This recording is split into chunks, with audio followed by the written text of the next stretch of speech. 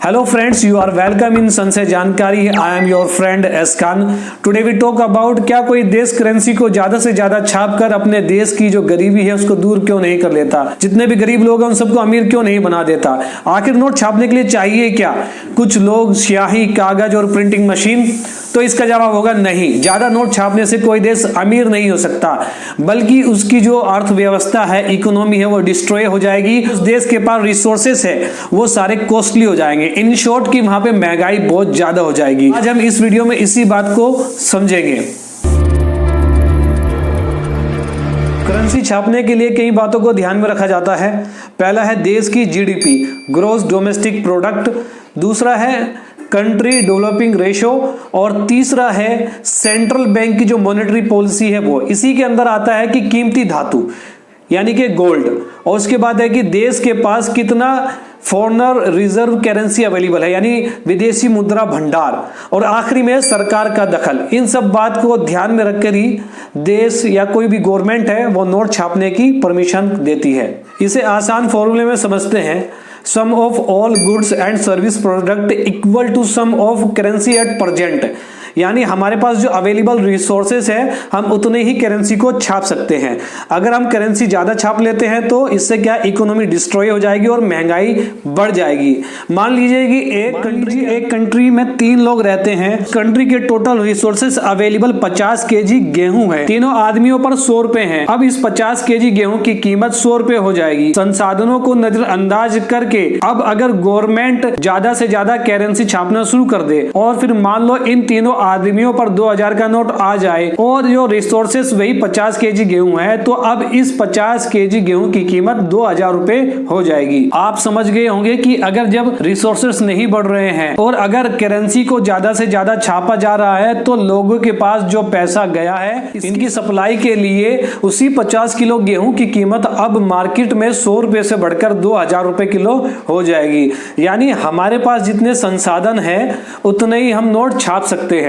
अगर नोटों को ज्यादा छापा गया तो मार्केट महंगी हो जाएगी, इकोनॉमी डिस्ट्रॉय हो जाएगी। यही गलती वेनेजुएला गवर्नमेंट ने की कि हम ज्यादा नोट छाप के अपने देश की जो गरीबी है उसको दूर कर सकते हैं। उन्होंने 1999 से लेके 2003 तक अपनी पूरी पावर के साथ अपने देश की करेंसी को छापा। वही हुआ जिसका डर था कि 2004 में जब प्रोसेसिंग पूरी हुई तो उनके देश में वेनेजुएला में जो ब्रेड का पैकेट 1999 में 10 रुपए का मिला करता था, वही ब्रेड का पैकेट 2004 के बाद 2 लाख रुपए का मिलना शुरू हो गया।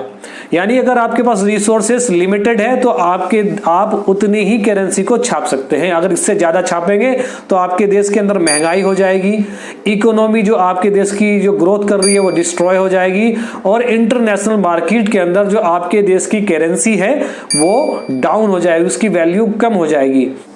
ये तो हो गया कि हम नोट कब छापते हैं और कैसे छापते हैं। अब बात करेंगे इंडिया की कि इंडिया में कहाँ नोट छपता है और कैसे छपता है, इसकी परमिशन कौन देता है। सबसे पहले बात करते हैं नोटों की छपाई की। आरबीआई एक्ट 1934 के सेक्शन 22 के तहत आरबीआई को बैंक नोट इशू करने की पावर दी गई है।